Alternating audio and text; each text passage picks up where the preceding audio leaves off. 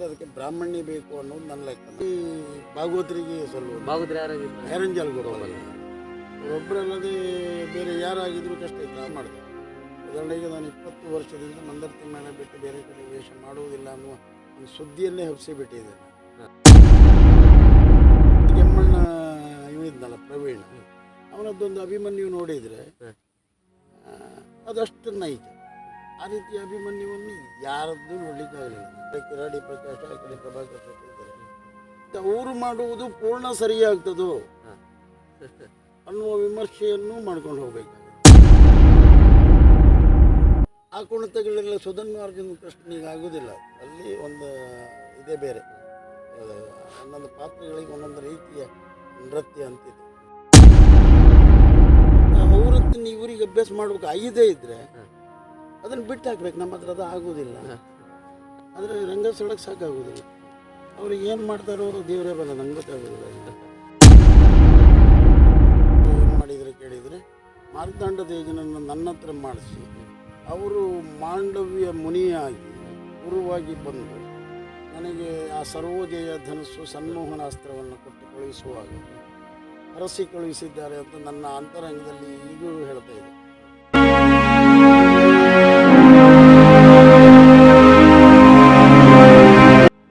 ಪ್ರಿಯ ವೀಕ್ಷಕರೇ, ಕಾರ್ಯಕ್ರಮವನ್ನು ನೋಡಿ ಹಾಗೆ ಸುಮ್ಮನಾಗಬೇಡಿ. ಯಕ್ಷಗಾನ ಕಲಾವಿದರ ಬದುಕಿನ ಕತೆ, ವ್ಯತೆ, ನೋವು ನಲಿವುಗಳನ್ನ ಅನಾವರಣಗೊಳಿಸುವ ನಮ್ಮ ಕಲಾಜೀವಿ ಯೂಟ್ಯೂಬ್ ಚಾನೆಲ್ನ ಸಬ್ಸ್ಕ್ರೈಬ್ ಮಾಡಿ, ಶೇರ್ ಮಾಡಿ, ನಿಮ್ಮವರಿಗೆಲ್ಲ ತಲುಪಿಸುವ ಮೂಲಕ ನಮ್ಮ ಪ್ರಯತ್ನಕ್ಕೆ ತಮ್ಮ ಪ್ರೋತ್ಸಾಹವಿರಲಿ. ನಮ್ಮ ಚಾನೆಲ್ ಅನ್ನು ಸಬ್ಸ್ಕ್ರೈಬ್ ಮಾಡಿ ಪ್ಲೀಸ್. ಹಾಗೆ ಸಂಭಾಷಣೆಯ ವಿಚಾರಗಳೆಲ್ಲ ಬಂದಾಗ ಈ ಯಕ್ಷಗಾನದ ಚೌಕಟ್ಟಿನ ಒಳಗೆ ಇಂದಿನ ಯುವ ಕಲಾವಿದರು ಕೆಲವೊಂದು ವಾದ ವಿವಾದ ಪ್ರತಿವಾದಗಳನ್ನು ಮಾಡ್ತಾ ರಂಗಸ್ಥಳದ ಆಚೆಗೆ ವೈಯಕ್ತಿಕವಾಗಿ ಕೆಲವೊಂದು ವಿಚಾರಗಳನ್ನೆಲ್ಲ ತರುವಂಥದ್ದು.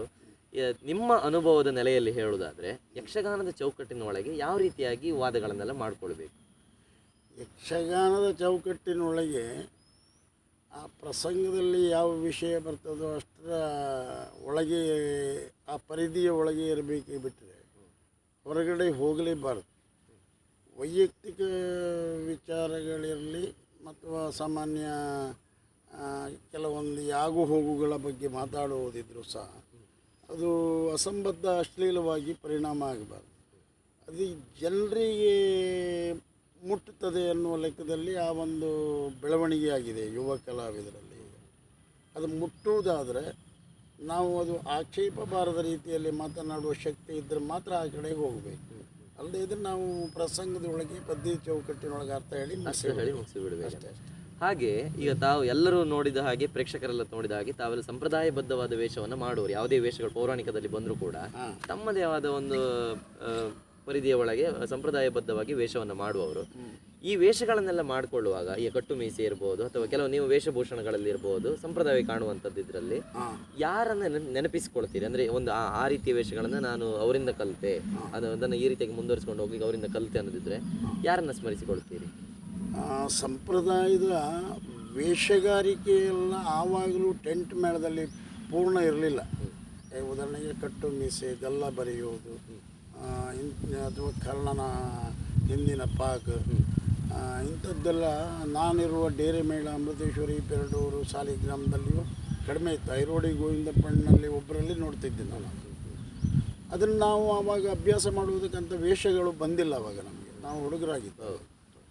ಅಲ್ಲಿ ಬೇರೆ ಬೇರೆ ಹೊಸ ಪ್ರಸಂಗಗಳಿಗೆ ವೇಷ ಮಾಡಿ ಆಮೇಲೆ ಈ ಸಂಪ್ರದಾಯದ ವೇಷ ನಾನು ಈ ಹಾಲಾಡಿ ಮೇಳಕ್ಕೆ ಬಂದ ಮೇಲೆ ಸೌಕೂರು, ಮಾರಣಕಟ್ಟೆ ಅಥವಾ ಮಂದಾರ್ತಿ ಇಂಥ ಮೇಳಗಳಲ್ಲಿ ನನಗೆ ಈ ಹೆರಂಜಾಲ ಸುಬ್ಬಣ್ಣ ಸ್ತ್ರೀ ಪಾತ್ರಧಾರಿಯವರು ಮತ್ತು ಮೊಳಹಳ್ಳಿ ಹಿರಿಯ ನಾಯಕರು ಪುರುಷವೇಷಧಾರಿ.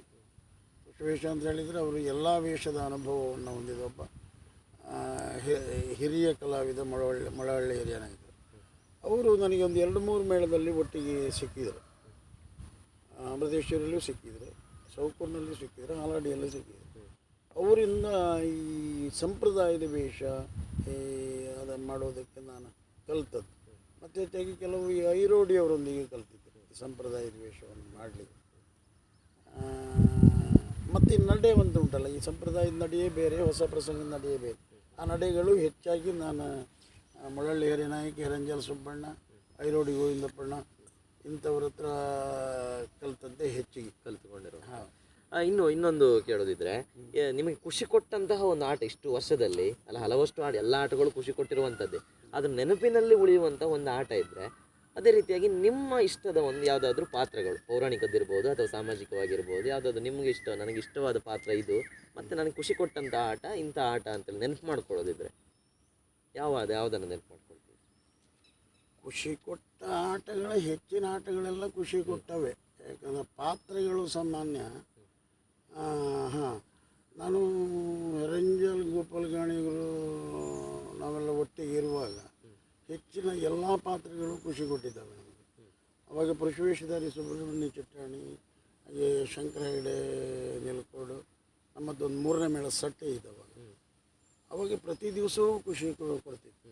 ಉದಾಹರಣೆಗೆ ರಾವಣವಧೆ, ರಾವಣ, ಭೀಷ್ಮ, ಕರ್ಣ, ಇದೇ ಕೃಷ್ಣಾರ್ಜುನ, ಈ ಸುಬ್ರಹ್ಮಣ್ಯ ಚಿಟ್ಟಾಣಿ, ನಮ್ಮ ಸುಧನ್ವಾರ್ಜುನ, ಹೀಗೆಲ್ಲ ತುಂಬ ಆಗ್ತಿತ್ತು.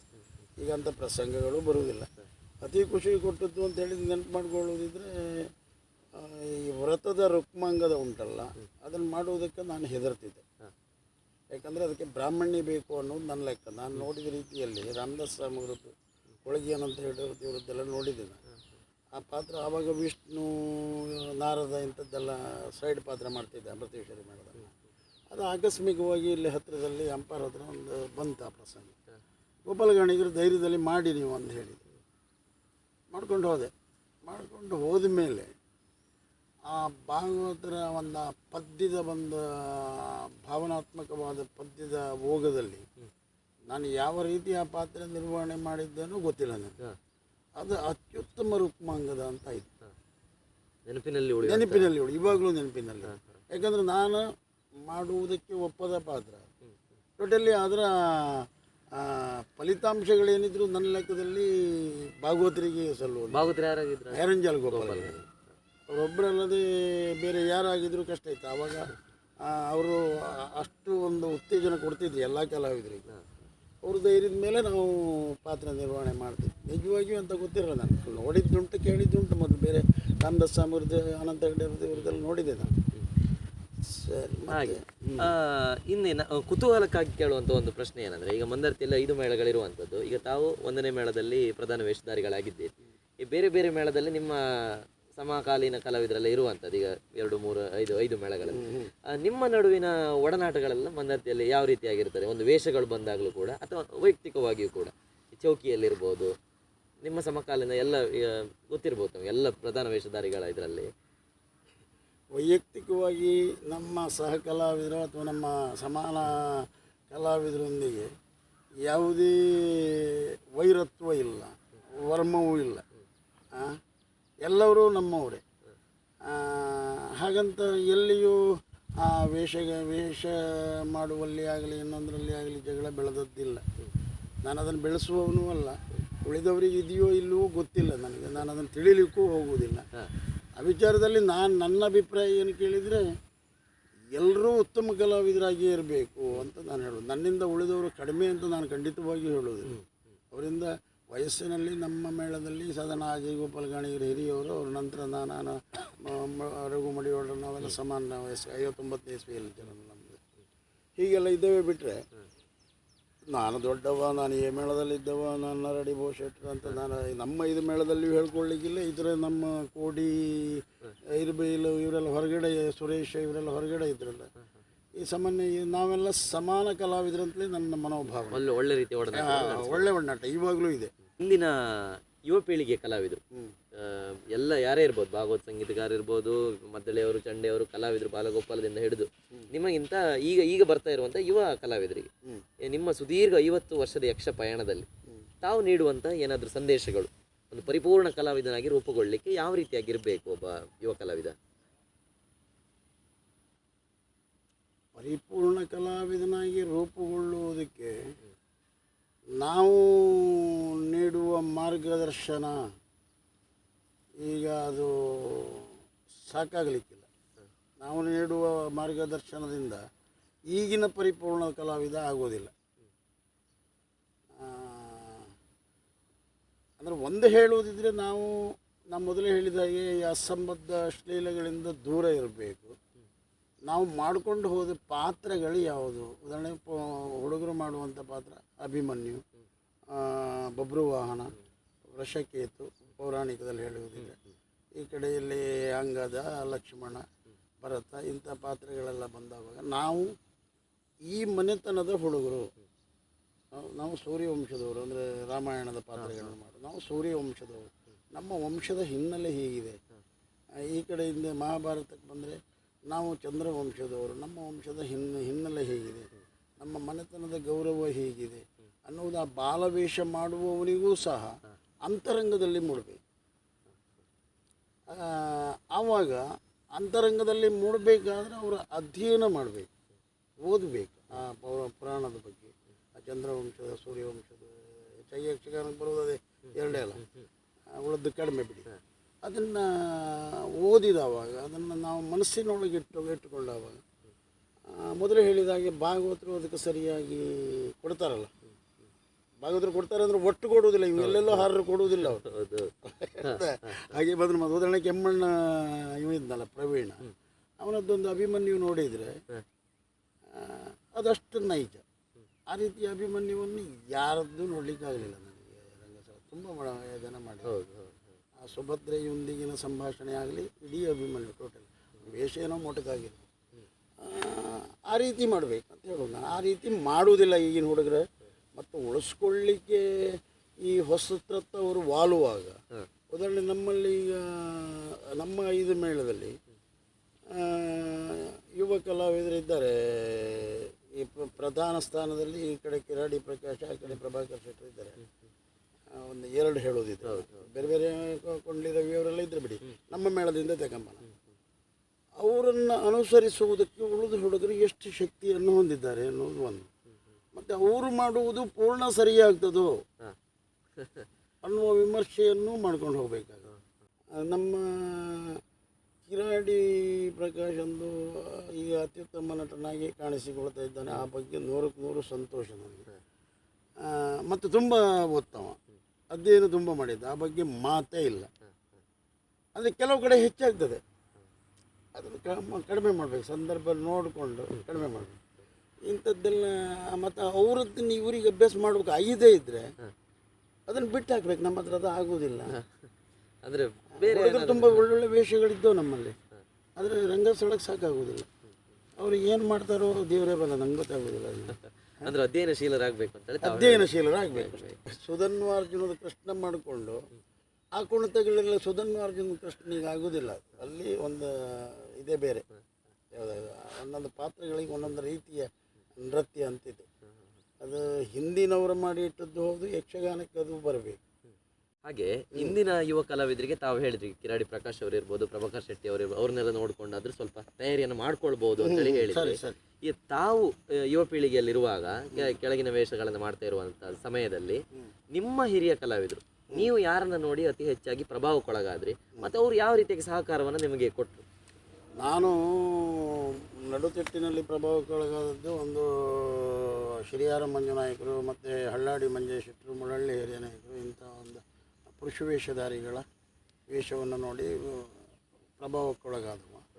ಹಾಗೆ ನಾನೊಬ್ಬ ಸ್ಥಾನದ ವೇಷಧಾರಿಯಾಗಿ ಆಗಿ ಬರಲಿಕ್ಕೆ ಮೂಲ ಕಾರಣ ಹತ್ತಿರದಲ್ಲಿ ಅಂದರೆ ಗುಡ್ಡೇಟ ದೇವಸ್ಥಾನದಲ್ಲಿ ಒಂದು ಸೇವೆ ಆಟ ಇತ್ತು ಮಳೆಗಾಲದಲ್ಲಿ. ಅದರಲ್ಲಿ ಇದೆ ಶಶಿಪ್ರಭಾ ಪರಿಣಯ ಪ್ರಸಂಗ. ನಾನು ಆವಾಗ 21ನೇ ವಯಸ್ಸು, ಅಷ್ಟು ದೊಡ್ಡ ಶಕ್ತಿಯನ್ನು ಹೊಂದಿಲ್ಲ ಯಕ್ಷಗಾನದಲ್ಲಿ. ಶ್ರೀಯಾರ ಮಂಜುನಾಯಕರಿಗೆ ಮಾರ್ತಾಂಡ ತೇಜ, ಅರಾಟಿಯವರ ಶಶಿಪ್ರಭೆ ಅಂತಿತ್ತು.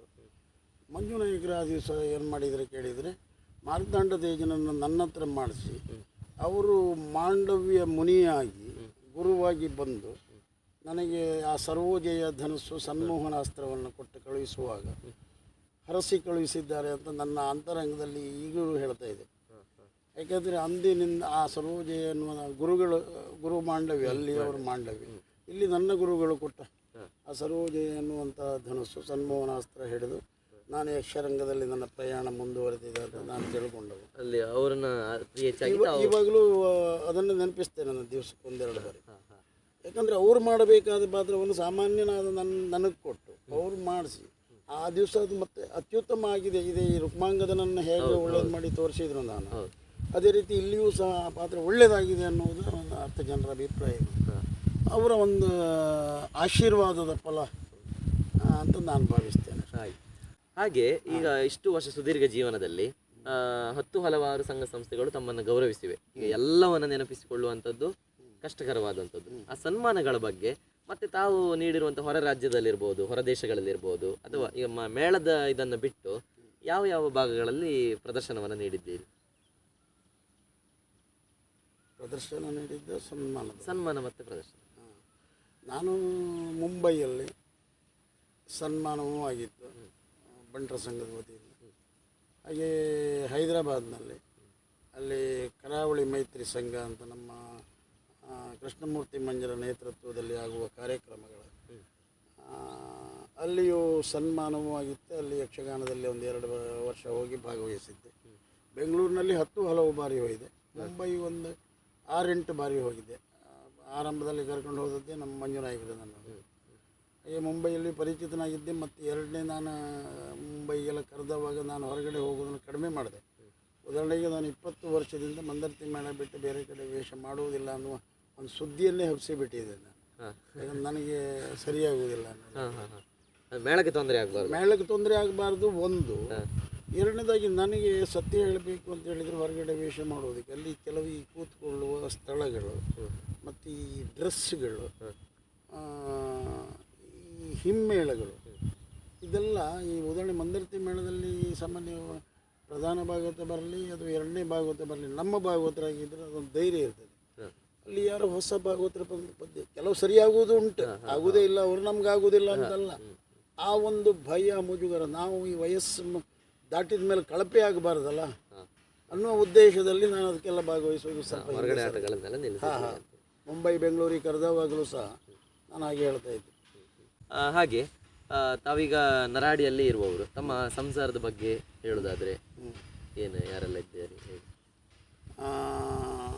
ನಾವು ನರಾಡಿಯಲ್ಲಿ ನಮ್ಮ ಅಕ್ಕನ ಮಕ್ಕಳಿರುವಂಥದ್ದು. ಇದು ನರಾಡಿಯಲ್ಲಿಲ್ಲ, ಹಳ್ಳಾಡಿಯಲ್ಲಿದ್ದಾನೆ. ಹಳ್ಳಾಡಿಯಲ್ಲಿ ನಾನು, ನನ್ನ ಹೆಂಡತಿ, ಮಕ್ಕಳು.